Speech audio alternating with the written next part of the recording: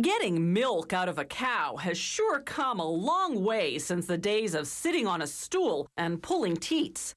Today's cutting-edge dairy farms are fully automated. Sophisticated equipment feeds the cows, cleans up their manure, milks them, and even checks the quality of the milk.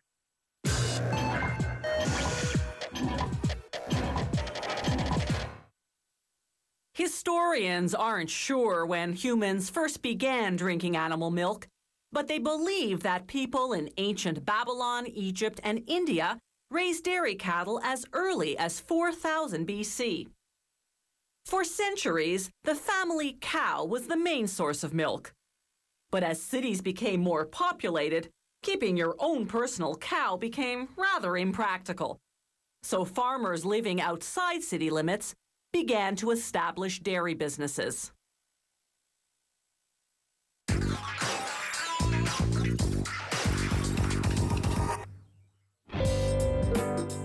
The key to good milk output is a good diet.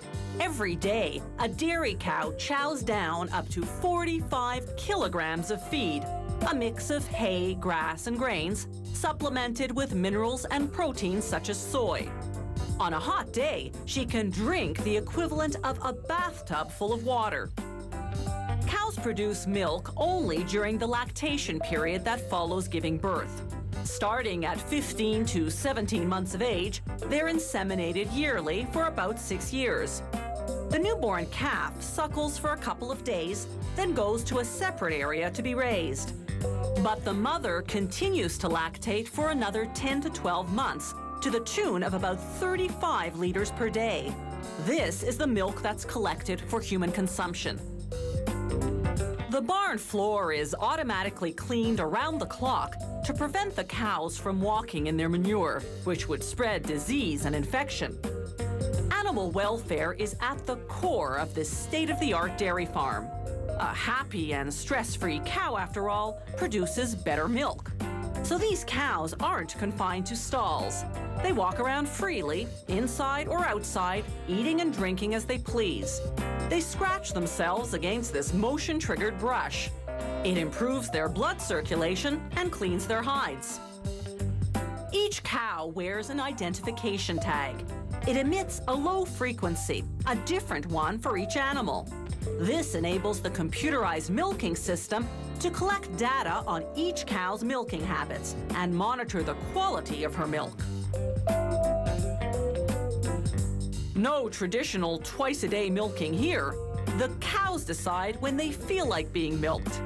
Just like the pressure in our bladders tells us when it's time to go to the bathroom, when the cows find the pressure in their udders uncomfortable, they just mosey on down to the milking stall. The stall is designed not to force the cow into an uncomfortable or motionless position.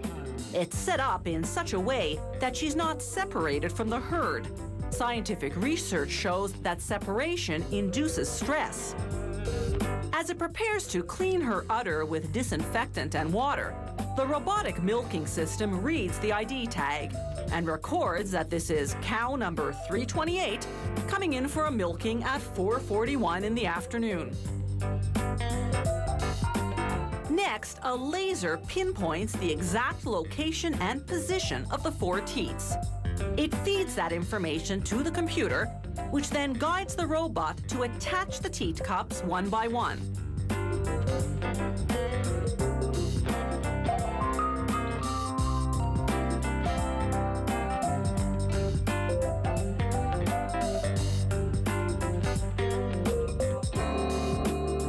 Once the robot detects the presence of milk, extraction begins, each suction cup simulating the suckling action of a nursing calf.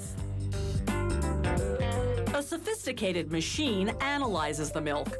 If the quality is not up to par, or if the machine detects signs the cow has an infection, milk with elevated temperature or minute traces of blood, for example, the system automatically rejects the batch and red flags the problem cow. As the udder cleaning brushes get disinfected, the robot tracks the output of each teat separately. That way, no teat is undermilked or overmilked, which can lead to health problems. Once the suction cups come off, the robot disinfects each teat. As Bessie goes on her way feeling mighty relieved, the robot disinfects the teat cups for the next cow. The milk that passes inspection collects in a jar, then gets transferred to a giant refrigerated reservoir. They wash out the jar between cows. To keep the milk fresh, they store it at 3 degrees Celsius, about the temperature of your refrigerator.